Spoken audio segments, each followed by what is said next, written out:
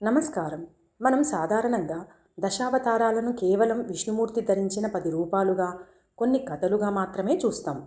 కానీ సైన్స్ కోణంలో ఈ 10 అవతారాలను గమనిస్తే అందులో మనిషి పుట్టుక, జీవ పరిణామ క్రమం గురించి అద్భుతమైన సైన్స్ దాగి ఉంది.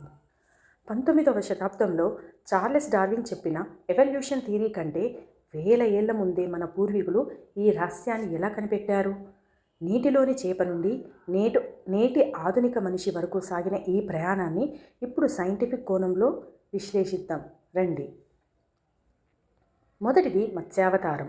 సైన్స్ ప్రకారం ఈ భూమి మీద మొదటి జీవం నీటిలోనే పుట్టింది.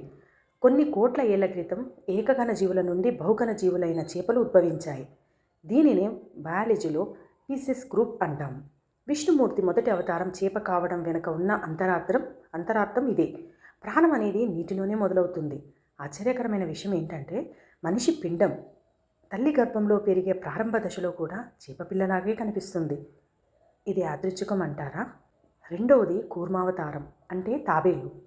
ఇది ఉభయచరం, ఆంఫిబియన్స్ అంటే నీటిలోనూ భూమి మీద కూడా బతకగలదు.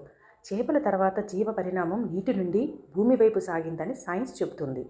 ఆ తర్వాత వస్తుంది వరాహవతారం, అడవి పంది. పూర్తిగా భూమి మీద నివసించే జంతువు, అంటే నీటితో సంబంధం తెంచుకొని పూర్తిగా భూమిపై జీవించే స్థాయికి జీవ పరిణామం చేరుకుంది. ఇక్కడ గమనించండి, చేప నుండి తాబేలుకు, తాబేలు నుండి నీళ్ళ మీద నడిచే పంది వరకు క్రమ పద్ధతిలో ఈ మార్పు జరుగుతుంది. ఇక 4వ అవతారం నరసింహ అవతారం. సగం మృగం సగం మనిషి. బయాలజీలో ది మిస్సింగ్ లింక్ అంటాం. జంతువు మనిషిగా మారుతున్న ఈ మధ్యంతర దశకి ఇది గుర్తు. ఆ తర్వాత వామనవతారం. పరిపూర్ణ మనిషి రూపం వచ్చినా నిడివి తక్కువగా ఉండడం. పురావస్తు శాస్త్రవేత్తలు కనుగొన్న హోమో ఫ్లోరోసియన్సిస్ అనే ఆదిమ మానవ జాతి సరిగ్గా ఇలాగే పొట్టిగా ఉండేది. వీరిని సైన్స్ హ్యాబిట్స్ అని పిలుస్తుంది. చూశారా పురాణాలు ఎంత ఖచ్చితంగా ఉన్నాయో. 6వ అవతారం పరశురాముడు. చేతిలో గొడ్డలి పట్టిన మనిషి, అంటే రాళ్లతో ఆయుధాలు చేయడం నేర్చుకున్న స్టోన్ ఏజ్ అన్నమాట. స్టోన్ ఏజ్ మనిషికి ఇది ఒక ప్రతీక.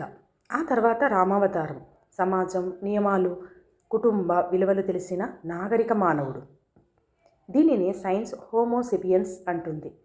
ఇక కృష్ణావతారం అంటే శారీరక శక్తి కంటే మెదడు శక్తిని వాడే ఆధునిక మానవుడు.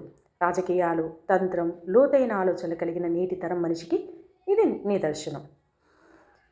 చివరిగా కల్కి అవతారం. ఇది భవిష్యత్తుకు సంకేతం. మనిషి తన మేధస్సుతో సృష్టించే టెక్నాలజీ లేదా ఆర్టిఫిషియల్ ఇంటెలిజెన్స్ వల్ల కలిగే వినాశనానికి ఇది గుర్తు కావచ్చు.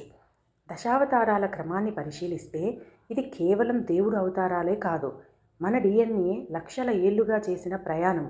డార్విన్ కంటే ముందే మన పూర్వీకులు ఈ ఎవల్యూషన్ సీక్రెట్ని దశావతార రూపంలో మనకు అందించారు. నాకు ఇది సైన్స్ కంటే మిన్నగా అనిపిస్తుంది. మీరేమంటారు? ఈ వీడియో కనుక మీకు నచ్చితే లైక్ చేయండి. మరిన్ని సైన్స్ అండ్ మిస్టరీ విషయాల కోసం మన ఛానల్ని సబ్స్క్రైబ్ చేసుకోండి. ధన్యవాదాలు.